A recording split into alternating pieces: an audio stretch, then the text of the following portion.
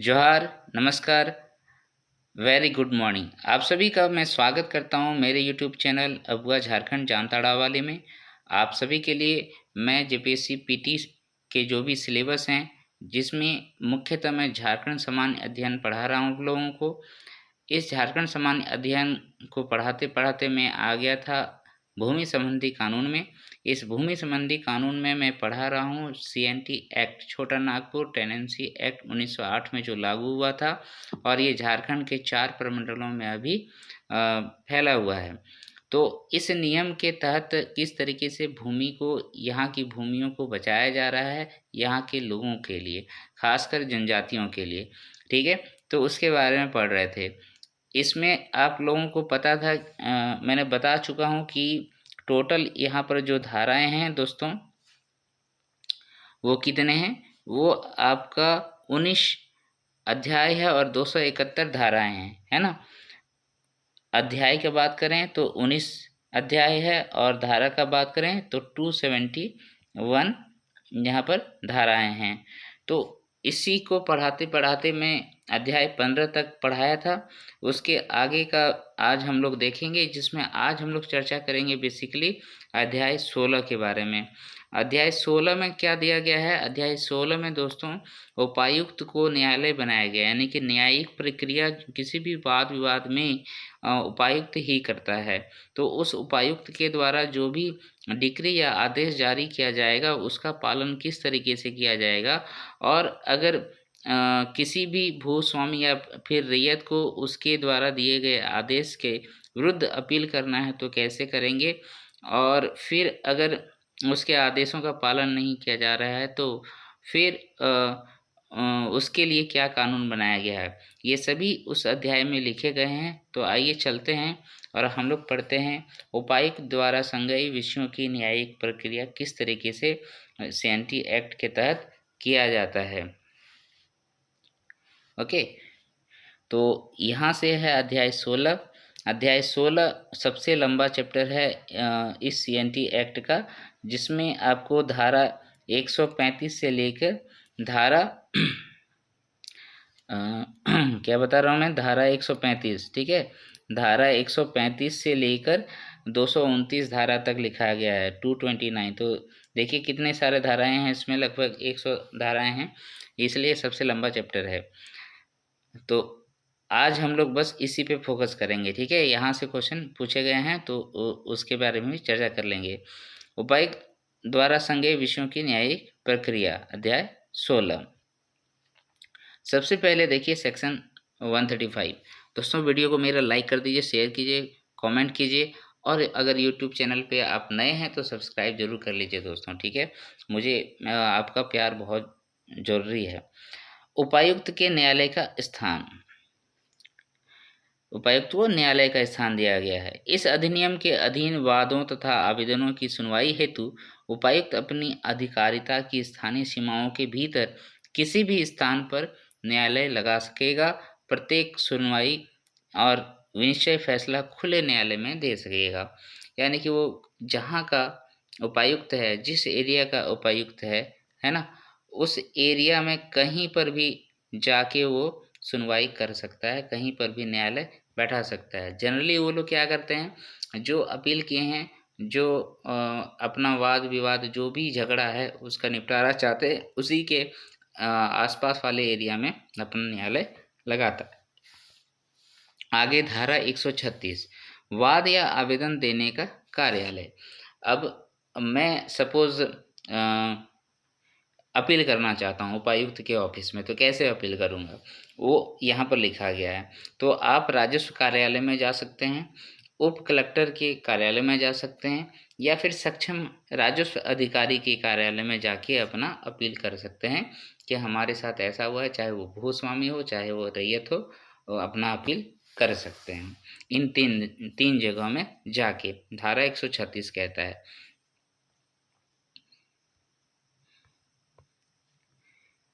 आगे देखते हैं धारा 138 में क्या कह रहा है। तो धारा 138 कहता है भूमि के एक से अधिक जिले या अनुमंडल में स्थित हो तो उसका अधिकार किसको दिया जाएगा। तो ये पॉइंट बहुत इम्पोर्टेंट है, ठीक है? मुझे लगता है इसका अधिकार दोस्तों उसको दिया जाएगा जिसके पास ज़्यादा भूमि है, चाहे वो जिला हो या फिर अनुमंडल हो। तो इस तरीके से यहाँ पर क्या देखेंगे कि जिसके पास ज़्यादा भाग होता है उसी जिले को या फिर उसी अनुमंडल को अधिकार दिया जाता है निपटारा करने के लिए किसी भी झगड़े का, किसी भी विवाद का। आगे है धारा 139, कतिपय वादों और आवेदनों का उपायुक्त द्वारा संज्ञान लिया जाना। तो किस तरीके का वाद विवाद होगा जिस पे उपायुक्त जो है संज्ञान लेगा, उसके निपटारा को करेगा, उसके निर्णय देगा। तो पट्टे के प्रदान या वचनबंध के प्रतिलेख, जो पट्टा होता है उसका प्रतिलेख अगर नहीं दिया गया है उसके रिस्पेक्ट में अभिधारी द्वारा देय लगान का निर्धारण, जो लगान होता है उसका निर्धारण करने के लिए उपायुक्त के पास होगा अधिकार। कृषि भूमि से किसी काश्तकार को बेदखल करने का जो अधिकार है वो उपायुक्त के पास है। कि कृषि के किसी पट्टे को रद्द करने से संबंधित, कोई पट्टा है यानी कोई रैयत है उसको बेदखल अब करना है तो उसमें भी उपायुक्त का ही निर्णय अंतिम होगा। इन सभी वादों पर केवल उपायुक्त द्वारा संज्ञान लिया जा सकता है, राज्य सरकार भी उस पर निर्णय नहीं ले सकती है। आगे 139 का तो अब यहाँ कहता है कि अध्याय 12 के अधीन रहते हुए कोई भी न्यायालय किसी ऐसे वाद को ग्रहण नहीं करेगा जिस पर आवेदन धारा 139 के अधीन उपायुक्त द्वारा संज्ञेय हो और ऐसे किसी आवेदन पर उपायुक्त का निर्णय अंतिम होगा। यानी कि जो धारा 139 कह रहा है कि ये जो अगर इन सभी विषयों पर अगर किसी प्रकार का वाद है, विवाद है, तो उसका निपटारा कौन करेगा? उपायुक्त करेगा, न्यायालय भी नहीं कर सकता है। यही न्यायालय है, उपायुक्त ही न्यायालय है। तो यहाँ अध्याय 12 में क्या था? रिकॉर्ड ऑफ राइट्स था ना, रिकॉर्ड्स ऑफ राइट्स था, जहाँ पर राज्य सरकार को अधिकार दिया गया था कि किसी राजस्व अधिकारी को बोलकर रिकॉर्ड्स ऑफ राइट्स बनवा सकता था। लेकिन यहाँ पर अगर उसमें ये जो विषय ऊपर में लिखे गए हैं उससे संबंधित विषय है तो वो भी उसमें कुछ नहीं कर सकता है, उपायुक्त ही अंतिम होगा। धारा 140 सामूहिक वाद या आवेदन, इसमें क्या कहता है कि किसी गांव या किसी क्षेत्र में कई सारे वाद विवाद हैं तो उन सभी वाद विवाद का जो है एक साथ आवेदन दिया जाए और एक साथ उपायुक्त उसको निर्णय दे देगा, यही कह रहा है। ठीक है, ये सामूहिक वाद या आवेदन देने की प्रक्रिया के बारे में बोल रहा है धारा 140। आगे हम लोग देखेंगे धारा 169। ठीक है, डायरेक्ट चलेंगे धारा 169। यहाँ पर क्या देखना था हमें कि अंतिम सुनवाई में पक्षकार का हाजिर ना होना। सपोज उसमें कोई भी वाद विवाद होता है तो उसमें तो दो व्यक्ति होगा, एक पक्ष रहेगा, एक विपक्ष रहेगा, यानी कि जिसने आवेदन दिया होगा और जिसके विरुद्ध दिया होगा। यदि वाद की अंतिम सुनवाई के दिन दोनों ही पक्षकार, चाहे वो रैयत हो चाहे भूस्वामी हो या फिर दो रैयत हो, जो भी है, एक उसमें अपील करता होगा और एक जिसके विरुद्ध अपील किया है वो होगा। तो दोनों ही हाजिर नहीं है अगर, तो उस मामले को ही खारिज कर दिया जाएगा। ठीक है, उस पर कोई सुनवाई नहीं होगी, उसको ख़त्म कर दिया जाएगा। यदि दोनों में से कोई एक ही पक्षकार हाजिर हो, कोई एक आ गया है, तो सबूतों के आधार पर जो निर्णय देना होगा वो निर्णय दे दिया जाएगा। क्लियर है, ये धारा 169 कहता है। ओके, तो पहले हमने क्या किया, उपायुक्त के सामने अपील किया, वाद विवाद जो भी है, झगड़ा जो भी है उसके अगेंस्ट, तो उसमें जिस प्रतिपक्ष के विरुद्ध में किए हैं उन दोनों का बात कर रहा है यहाँ पर। ठीक है, आगे अब अगर उपायुक्त को न्याय करना है, उसका न्यायालय बनाना है, खुद ही तो बनाएगा, कहीं पर भी बैठ जाएगा, खुले न्यायालय में बैठ सकता है वो। कहीं पर ज़मीन है वहाँ सामने सभी गांव के लोगों को बुला लिया, दोनों पक्षकार को बुला लिया, निर्णय दे दिया।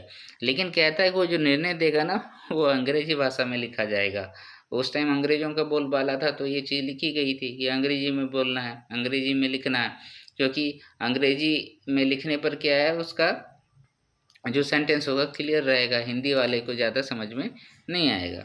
और भी उसके कई सारे चालाक बुद्धि था, ये सब तो इसका डिमेरिट पॉइंट्स है। ठीक है, आगे चलते हैं। धारा 177, ठीक है, इसमें क्या है, लगान के अधिकार का दावा या अन्य व्यक्ति द्वारा किया जाना। सपोज कोई भूस्वामी है, ठीक है, कोई भूस्वामी है, वो उस पे वाद या विवाद जो भी है, सॉरी, किसी रैयत से ये किसी जमीन का लगान वसूल कर रहा है, लेकिन कोई तीसरा व्यक्ति आया, वो कह रहा है कि नहीं, ये जो भूस्वामी है इसके अधिकार क्षेत्र में ये नहीं है, ये जमीन नहीं है, इस पे अधिकार मेरा है, लगान मैं वसूल करूँगा। ठीक है, ऐसा वो आके बोल रहा है। तो ऐसे केसेस में क्या होगा, संज्ञान कैसे लेंगे, ये चीज़ लिखा है। यदि उपायुक्त के समक्ष अभिधारी किसी अन्य व्यक्ति द्वारा यह अभिवचन किया जाता है कि धारित भूमि पर लगान पाने का अधिकार भूस्वामी के अतिरिक्त किसी अन्य व्यक्ति को है, तो ऐसे अन्य व्यक्ति को वाद का पक्षकार बना दिया जाएगा। ठीक है, यानी कि उसको भी एक तरफ से लड़ने का अधिकार दिया जाएगा, ये चीज़ बोल रहा है इसमें। क्लियर। देखिए दोस्तों, आप सभी को मेरा वीडियो कैसा लग रहा है ये ज़रूर से ज़रूर बताइए, और मेरे वीडियो को लाइक कीजिए, शेयर कीजिए, और ज़्यादा से ज़्यादा सब्सक्राइबर दीजिए, ताकि आप मेरा रीच जो है अधिक लोगों तक पहुंच सके, और मेरा जो फ्री ऑफ कॉस्ट पढ़ाई है वो सभी को मिल सके। अंधी भोगी रैयत। अंधी भोगी रैयत की बेदखली के बाद यहाँ पर हमने देखा था कि 3 प्रकार के रैयत होते हैं। एक हो गया अधिभोगी रैयत, यानी कि ऑक्यूपेंसी रैयत। दूसरा हो गया अंधी भोगी रैयत, या कि अंधी भोगी रैयत यानी कि नॉन ऑक्यूपेंसी रैयत। और एक था दर रैयत। तो किसी अधिभोगी रैयत द्वारा लगान का भुगतान न किए जाने पर इच्छुक भूस्वामी एक ही वाद में पट्टा रद्द कर सकता है, बेदखल कर सकता है, या फिर बकाये का वसूली का वाद ला सकता है। ठीक है, अंधी भोगी रैयत के केस में भूस्वामी इस तरीके से कर सकता है, एक ही बार में सारा निपटारा खत्म कर दो, बात खत्म। ठीक है, एक ही बार में कहानी खत्म। अगर ऐसा होता है तो जो हमारा अंधी भोगी रैयत है उसको भी तो कुछ अधिकार मिलना चाहिए। तो ये 178 का क में उसी के अधिकार के बारे में बात कर रहा है, अंधी भोगी रैयत के अधिकार। तो कह रहा है कि अंधी भोगी रैयत जो है धारा 178 के विरुद्ध अपील कर सकता है। ठीक है, उसमें क्या कर सकता है, न्यायालय द्वारा कब्जा देने के पूर्व अंधी भोगी रैयत को संबंधित जोत पर अपने द्वारा उपजाई गई फसल को काटने का अधिकार होगा। जो भूमि पे अंधी भोगी रैयत खेती बाड़ी अपना कर रहा है, उसमें अगर ये जो वाद है ना, इसका निपटारा हो रहा है, उसके पहले उसने नहीं काटा है, तब भी उसको टाइम दिया जाएगा कि आप उसको काट लो, उस पे अधिकार केवल आपका होगा। ये अंधी भोगी रैयत के बारे में बोल रहा है। 179, भूस्वामी द्वारा पट्टा नहीं देने पर उपायुक्त रैयत को पट्टा देने की शक्ति रखता है। ठीक है, मान लो कि किसी भूमि के बारे में ऐसी बात आ गई कि रैयत को जमीन दे दी गई पट्टे पे। तो जब पट्टे पे भूमि दे दी गई तो भूस्वामी को ये आदेश दिया जाता था कि उसको पट्टा बना के आप दे दो। लेकिन अगर पट्टा वो नहीं देता है, और कितने माह के अंदर, तो 3 माह के अंदर अगर पट्टा नहीं देता है, आदेश जब जारी किया गया है उसके बाद, तो उपायुक्त स्वयं से जो है हस्ताक्षर करके उस पट्टे को रैयत को दे सकता है। यह हो गया उपायुक्त का अधिकार। इसमें पूरा पूरा उपायुक्त के अधिकार का ही बात किया गया है। 179,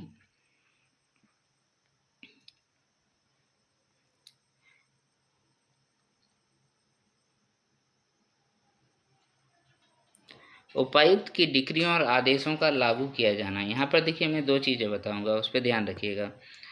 पहला चीज़, उपायुक्त द्वारा पारित डिक्री या निष्पादन के लिए कोई भी आवेदन आदेश की तारीख से 3 माह के भीतर लिया जा सकेगा। ठीक है, अगर उपायुक्त ने आदेश दिया, डिक्री दिया, ठीक है, और उसके 3 माह के भीतर ही उसके विरुद्ध अगर कोई आवेदन देना है तो वो दे सकता है। अब आते हैं धारा 186, ये मुझे लगता है इम्पोर्टेंट है, इसमें बहुत सारे क्वेश्चन बनते हैं।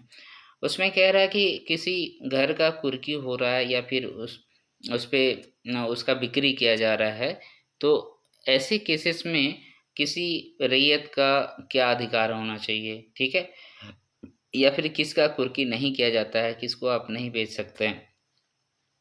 तो यहाँ कह रहा है कि निर्णित ऋणी, यहाँ निर्णित ऋणी के बारे में बोल रहा है, यानी कि किसी इन्हें भूस्वामी से या किसी अन्य व्यक्ति से जो है ऋण लिया है, अब ऋण नहीं चुका पा रहा है तो उसका भूमि का कुर्की कर दिया जा रहा है।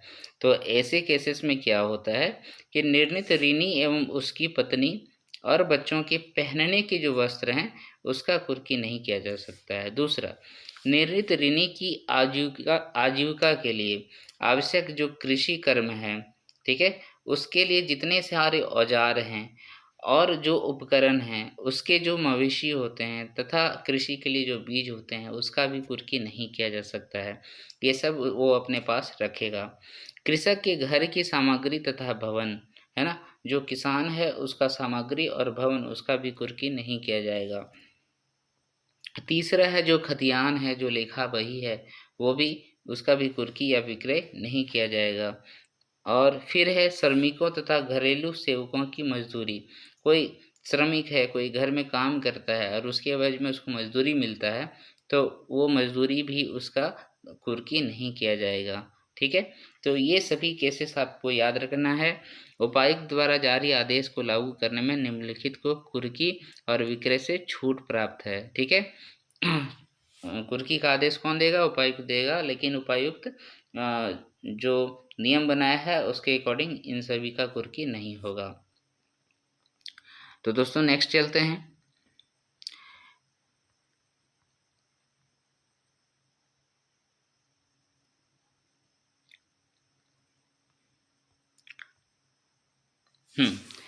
मुझे यहाँ बताना है धारा 191, निर्णित ऋणी को गिरफ्तार कर ले जाने पर प्रक्रिया। इसमें क्या प्रक्रिया है? अगर उसको गिरफ्तार कर रहे हैं तो उसका क्या प्रक्रिया है? किसी धन के भुगतान संबंधी डिक्री के निष्पादन में किसी निर्णित ऋणी को गिरफ्तार किया जा सकता है, ठीक है? कोई भी निर्णित ऋणी है उसको गिरफ्तार हम लोग कर सकते हैं अगर कुर्की नहीं कर रहे हैं तो। वह तुरंत पूरी राशि न्यायालय में जमा ना कर दे, यानी कि निर्णित ऋणी को ये समय दिया जाता है कि न्यायालय में जो है एक जो मुश्त राशि है उसको जमा कर दें, अगर नहीं करेंगे तो जेल जाना पड़ेगा। दूसरा है लेनदार को भुगतान की राशि का इंतजाम ना कर दे, यानी कि जिससे आपने ऋण लिया है उसी को राशि दे दो, उसी को जमा कर दो, ठीक है? ऐसे भी केसेस में निर्णित ऋणी को गिरफ्तार हम नहीं करेंगे। लेकिन उपायुक्त को यह समाधान ना करा दे कि उसके पास भुगतान का कोई वर्तमान साधन नहीं है। ऐसा वो बता रहा है कि हमारे पास अभी साधन नहीं है जिससे हम उसको ऋण दे सके, उसका चुकता कर सके, तो ऐसे केसेस में उपायुक्त जो है ये निर्णय देगा। तो इन 3 केसेस में किसी निर्णित ऋणी को गिरफ्तार नहीं किया जा सकता है, लेकिन इन तीनों केसेस में किसी एक भी केस को उसने फॉलो नहीं किया तो उसको गिरफ्तार कर लेंगे। तो गिरफ्तार ऋणी को 50 रुपये तक की धनराशि के भुगतान हेतु, मान लो वो जो रकम है ऋण का वो 50 रुपया है या फिर उसके नीचे है, तो ऐसे केसेस में उसको 6 सप्ताह का सज़ा हो सकता है। और अगर 50 रुपये से अधिक है, ठीक है? यहाँ पर जो बॉर्डर बनाया गया है वो 50 रुपये को बनाया गया है। इसके ऊपर जो जाएगा वो 6 माह जाएगा, 6 माह के लिए वो जेल जाएगा। लेकिन 50 के नीचे अगर रहता है तो 6 वीक के लिए जाएगा, 6 सप्ताह के लिए जाएगा। क्लियर है बात? अब आगे हम लोग देखते हैं और पढ़ते हैं धारा 192, ठीक है? अब सपोज जो निर्णित ऋणी है उसको जेल हो गया, जेल होने के बाद वो मुक्त हो गया, तो आगे की कार्रवाई क्या होगी? तो ये धारा 192 में लिखा गया है। उसको गिरफ्तारी के बारे में 191 में, ये 192 में। जब कोई निर्णित ऋणी सिविल जेल से मुक्त कर दिया जाए तो उसे डिक्री या आदेश के लिए दोबारा गिरफ्तार नहीं किया जा सकता है, ठीक है? यानी कि एक ही काम के लिए, एक ही गलत काम के लिए 2 बार सज़ा नहीं होती है, वही चीज़ ये बोल रहा है। यदि डिक्री अधिकतम 50 रुपये के लिए हो तो जेल से मुक्त व्यक्ति को उपायुक्त उसके दायित्व को मुक्त घोषित कर सकता है। मतलब 50 रुपये के नीचे है और वो उसने वो जेल से भी आ गया, तो अब उसको दोबारा फिर से जेल भी नहीं जाना पड़ेगा और साथ ही साथ उसको भुगतान ऋण का नहीं करना पड़ेगा। और इसका निर्णय कौन देगा? उपायुक्त देगा। 50 रुपये से अधिक अगर होता है तो डिक्री के संबंध में डिक्री के निष्पादन हेतु जेल से मुक्त व्यक्ति की संपत्ति को कुर्क किया जा सकता है। अगर 50 रुपये से अधिक हो, उस टाइम 50 रुपये बहुत होता था, आप समझिए ना, 1908 में बना है, अंग्रेजों ने बनाया है कानून को। और वो अगर इस तरीके से होता है, 50 रुपये से अधिक होता है, तो उसके भूमि को कुर्क किया जा सकता है, उसके संपत्ति को कुर्क किया जा सकता है। तो ये हो गया दोस्तों, किसी निवृत्त ऋणी को गिरफ्तार कब किया जाएगा और जेल से आने के बाद उस पर कार्रवाई क्या क्या किया जा सकता है। क्लियर हो गया बात?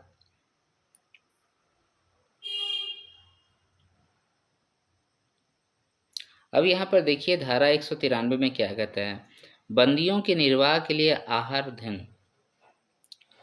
मतलब जेल के अंदर जब है तो वो व्यक्ति के लिए क्या क्या किया जाएगा। देखिए, जिस व्यक्ति ने निर्णीत ऋणी के वारंट हेतु आवेदन दिया हो, ठीक है, जो व्यक्ति निर्णीत जो जो ऋण लिया है उसके वारंट हेतु आवेदन दिया हो, वह वारंट जारी किए जाने के समय बंदी के जीवन निर्वाह हेतु न्यायालय में 30 दिनों के लिए उपायुक्त द्वारा निर्धारित दर से आहार धन जमा कराएगा। ठीक है, जब तक ऋणी को जेल में बंद रखा जाता है तब तक वह व्यक्ति माह के प्रारंभ में उसी दर से आहार धन का भुगतान करेगा। किसी बंदी के निर्वाह हेतु व्यय किए गए आहार धन को वाद खर्चों में जोड़ा जाएगा। क्लियर है?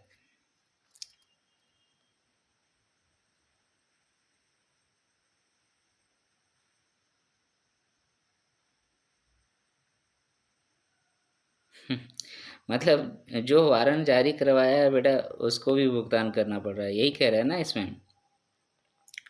चलिए दोस्तों आगे चलते हैं, ये ज़्यादा इम्पोर्टेंट नहीं है, बस जानकारी के लिए था।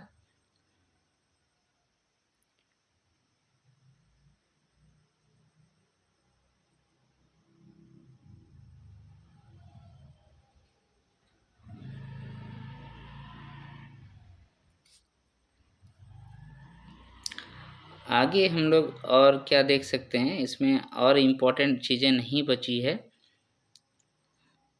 फिर भी मैं एक बार देख लेता हूँ, एक नज़र मारता हूँ।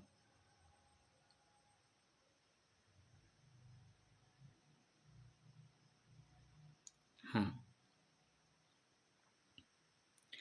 ये चीज़ देखिए, धारा 200 क्या कहता है, अभिग्रहण, एक्विजिशन और विक्रय के बीच अंतराल। इस अध्याय के अधीन किसी जंगम संपत्ति यानी मूवेबल प्रॉपर्टी के अभिग्रहण यानी एक्विजिशन तथा उसकी बिक्री के बीच कम से कम 10 दिनों का अंतराल अवश्य होना चाहिए। ठीक है, यानी कि भूमि का हस्तांतरण किया जा रहा है, एक व्यक्ति से दूसरे व्यक्ति में बेचा जा रहा है, तो उसमें जो अंतर होना चाहिए ना, वो 10 दिनों का अंतराल जरूर होना चाहिए।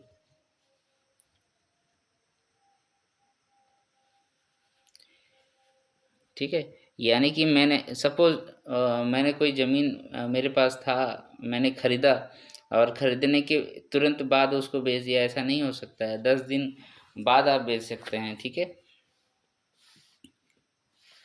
अधिकारियों द्वारा खरीद का प्रतिषेध। इस अध्याय के अधीन बिक्री की जाने वाली संपत्तियों की खरीद वारंट का निष्पादन करने वाले अधिकारी और उसके किसी अधीनस्थ द्वारा प्रत्यक्षता या अप्रत्यक्षता नहीं किया जाएगा। ठीक है,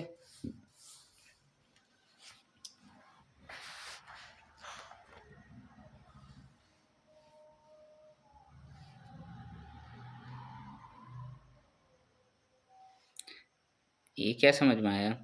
मतलब जो भी कर रहा है ना, वो सभी व्यक्ति उस जमीन को खरीद नहीं सकता है, ये बोल रहा है यहाँ पर।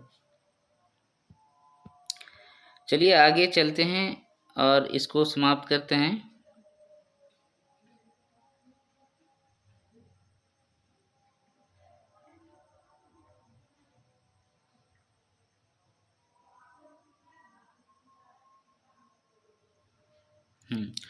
धारा 208, इसमें देखिए थोड़ा अनुसूचित जाति और जनजाति के बारे में बोला है, तो उसको पढ़ लेते हैं। धारा 208 क्या कहता है? लगान के बकाये की डिक्री के निष्पादन में भूधृति या जोत की बिक्री। लगान के बकाये की डिक्री के निष्पादन, ठीक है। जब किसी जोत के बकाये लगान हेतु उपायुक्त द्वारा कोई डिक्री पारित किया जाए, ठीक है, आपने लगान चुकता नहीं किया, उसके लिए उपायुक्त ने एक आदेश जारी किया है, तो डिक्रीदार ऐसी जोत की बिक्री हेतु आवेदन कर सकेगा और उसे बेचा जा सकेगा, ठीक है।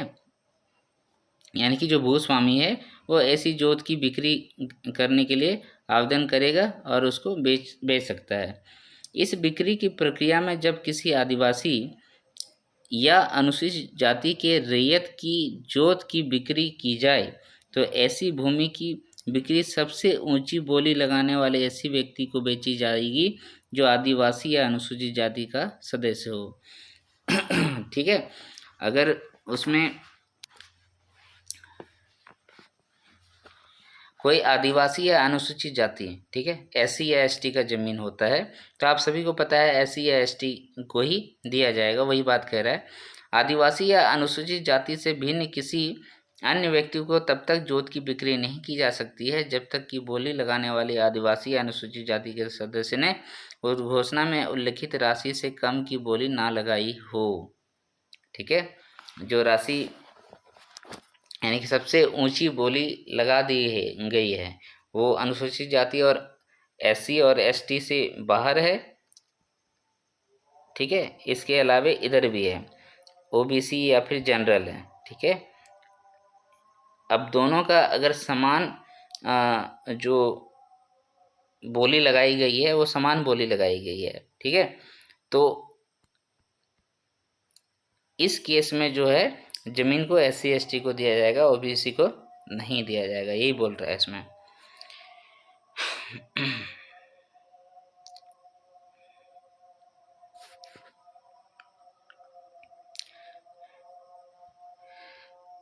यहाँ पर और एक बात है कि जोत के लगान का जो है बकाया कंप्लीट नहीं होता है तो दूसरे संपत्तियों को देखिए किस तरीके से बेचा जाएगा। यदि किसी भूधृति जिसने ज़मीन को धारित किया है या जोत यानी कि रैयत का बात कर रहा है, किसान का बात कर रहा है, कि विक्रय के बाद भी डिक्री के जो राशि है वो कम रह गई है, यानी कि पूरा लगान उससे भी नहीं जोता जा पा कंप्लीट नहीं किया जा पा रहा है उसका घर या फिर जो ज़मीन है उसको बेचने के बाद, तो अब क्या होगा, तो निर्णीत ऋणी के किसी अन्य जंगम यानी कि उसका और कोई प्रॉपर्टी है, मूवेबल है या फिर इमूवेबल है, चाहे वो संपत्ति अभी हस्तांतरित किया जा रहा है या फिर नहीं किया जा रहा है, दोनों ही केसेस में उसको भी बेच दिया जाएगा अगर भुगतान लगान का पूरा नहीं होता है तब, यानी कि आप पूरा तरीके से बर्बाद कर दिया जाओगे, ठीक है। इसलिए लगान चुकता करते रहिए। ओके दोस्तों, अगर मेरा वीडियो आपको पसंद आ रहा है, मेरी जानकारी पसंद आ रहा है तो उसको लाइक ज़रूर से ज़रूर कीजिएगा। हाँ, ये बार बार अपील कर रहा हूँ मैं। जब अन्य व्यक्ति भूधृति या जोत पर विधि पूर्ण कब्जा रखने का दावा करे, अब है कि जो भूधृति है उसका लगान तो भुगतान जो कर रहा है, उसके अलावे कोई अन्य व्यक्ति आके कहता है कि नहीं इस भूमि पर तो पूरा कब्जा मेरा है, तब क्या होगा। और गांव घरों में ऐसी ज़मीन पर वाद विवाद होता है और उसमें फंसता है, वो बिक्री का जो ज़मीन है बेचा नहीं जा सकता है। यदि किसी भूधृति या जोत की बिक्री के नियत दिन के पूर्व कोई व्यक्ति उपायुक्त के समक्ष यह दावा करे कि डिक्री की प्राप्ति के समय उस व्यक्ति या जोत पर विधि पूर्ण कब्जा था, जब उपायुक्त आदेश दे रहा है कि भाई ये ज़मीन का भी कुर्की कर दो, इस ज़मीन को भी बेच दो, इसका भी बोली लगवा दो, तो वैसे केसेस में अगर उस समय कोई अन्य व्यक्ति के पास वो ज़मीन है या फिर वो ये कहता है कि नहीं ये ज़मीन मेरा है, तो उस केस में उपायुक्त जो है निर्णय करने से पहले परीक्षण करेगा, ठीक है। और यदि ऐसा पक्षकार डिक्री की रकम न्यायालय में जमा कर दे तो उपायुक्त बिक्री रोक देगा और साक्ष्य लेने के बाद दावे का निर्णय करेगा। क्लियर है? तो सबके लिए, सबके बारे में सोच रखा गया है। ऐसा तो होता है ना, धोखाधड़ी से लोग कहता है कि नहीं ये ज़मीन मेरा है और वो बेचने लगता है, और तीसरा व्यक्ति को जब तक पता चलता है तब तक उसका कहानी हो जाता है ना। तो उसी में ये अधिकार दिया गया है। आगे है धारा 215, उपायुक्त के आदेश के विरुद्ध अपील। ये क्वेश्चन पूछा गया था और आगे भी पूछा जाएगा, ठीक है। धारा 139 के अधीन उपायुक्त द्वारा विचारित वादों में 100 रुपया तक की वादग्रस्त राशि हेतु उपायुक्त का आदेश अंतिम होगा, ठीक है। जो 139 में हम लोग जो पढ़े ना, उसके अधिकार क्षेत्र में उपायुक्त के क्या क्या हैं, तो कौन कौन विषयों का वो निर्णय दे सकता है। तो अगर कहता है कि ऐसे वाद है जो 100 रुपया तक की वादग्रस्त राशि हेतु है, तो उपायुक्त का आदेश जो होगा अंतिम होगा, उसके विरुद्ध अपील नहीं किया जा सकता है। लेकिन 100 रुपये से अधिक तथा 5,000 रुपये से कम रकम के वाद में उपायुक्त के आदेश के विरुद्ध अपील न्यायिक आयुक्त के पास की जा सकेगी तथा 5,000 से अधिक वादग्रस्त राशि से संबंधित निर्णय के विरुद्ध उच्च न्यायालय में अपील किया जा सकेगा। ये पिछले साल का ही क्वेश्चन है, ठीक है। पीटी का क्वेश्चन उठा के देख लीजिएगा, ये क्वेश्चन पूछा गया था। ओके वहाँ पर न्यायिक आयुक्त और उच्च न्यायालय दिया गया था, वही आंसर करना, टिक करना था। इसके विरुद्ध अपील कहाँ कर सकते हैं?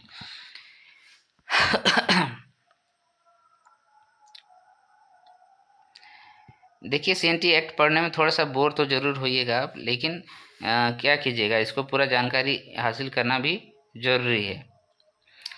अब यहाँ पर एक क्वेश्चन और है, धारा 220 में क्या कहता है वो देखिए।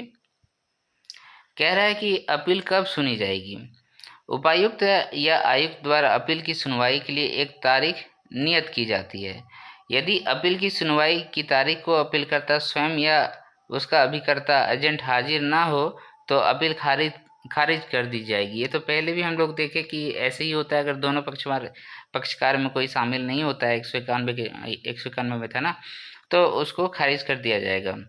यदि सुनवाई की तारीख को अपीलकर्ता हाजिर हो तथा दूसरा पक्ष हाजिर ना हो तब भी सबूतों के आधार पर जो है सुनवाई एक पक्ष दी जाती है, ठीक है।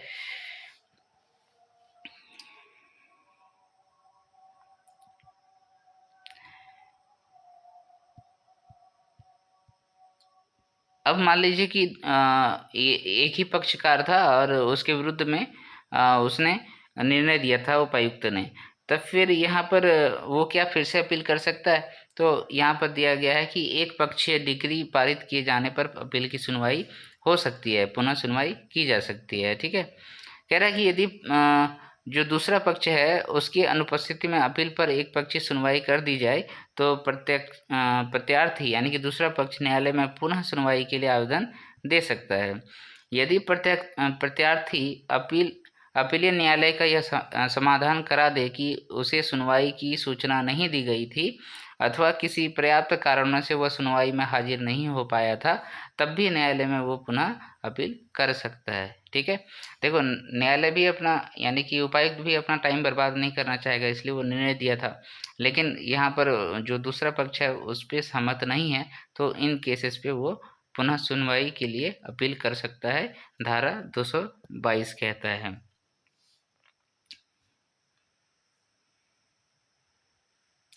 हाँ, अब धारा 224 न्यायिक आयुक्त या उच्च न्यायालय के पास अपील। न्यायिक आयुक्त द्वारा पारित किसी डिक्री या धारा 215 के अधीन अपील पर पारित किसी आदेश के विरुद्ध इस आधार पर द्वितीय अपील की जा सकेगी, विनिश्चय किसी विधि के प्रतिकूल है, ठीक है।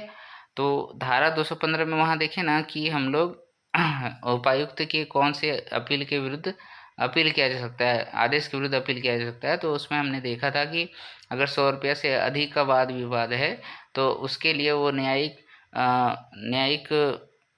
आयुक्त के पास जा सकता है और साथ ही साथ हाई कोर्ट में भी जा सकता है। वही चीज़ यहाँ 224 में पूरा क्लियर कह दिया है। अब उपायुक्त के बदले मान लो कि कोई न्यायिक आयुक्त जो है उसको सुनवाई कर रहा है, तो फिर कैसे करेगा वो, ये चीज़ यहाँ पर लिखा गया है 225 में। उपायुक्त के बदले न्यायिक आयुक्त द्वारा अपीलों पर सुनवाई। जहाँ कुछ अपील उपायुक्त तथा कुछ अपील न्यायिक आयुक्त के समक्ष रखी गई हो, तो न्यायिक आयुक्त पक्षकारों में से किसी के आवेदन करने पर उपायुक्त के न्यायालय में जो लंबित अपील है वो अपने न्यायालय में अंतरित कर सकेगा। सपोज़ कोई ऐसा वाद है, विवाद है जो आप उपायुक्त के समक्ष आपने दिया था, लेकिन उसका निपटारा उपायुक्त नहीं कर पा रहा है, तो ऐसे केसेस में अपीलों की सुनवाई जो है वो न्यायिक आयुक्त करेगा। ठीक है, अगर उसके समक्ष आपने रखा है तो।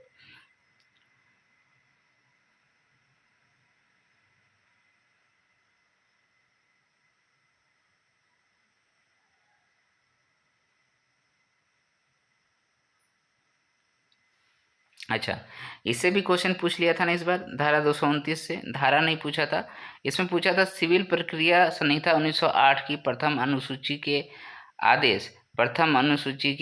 आदेश 41 के नियम 22 के उपबंध जहां तक लागू हो सके इस अधिनियम के अधीन उपायुक्त या राजस्व अधिकारी के विनिश्चयों पर सभी अपील में लागू होंगे। तो ये था ना, पूरी तरीके से लागू होंगे, नहीं आधा लागू होंगे, संपूर्ण लागू होंगे, इस तरीके से ऑप्शन में था। तो यहाँ पर क्या होगा, पूरा पूरा लागू होगा। ठीक है, सिविल प्रक्रिया संहिता 1908 की प्रथम अनुसूची के आदेश 41 के नियम 22 के उपबंध जो हैं वो पूरी तरीके से यहाँ पर उपायुक्त और राजस्व अधिकारी के विनिश्चयों पर, उनके फैसलों पर अपील में लागू होंगे। क्लियर है, ये यहाँ पर यही चीज़ लिखा है, पूरा पूरा लागू होगा।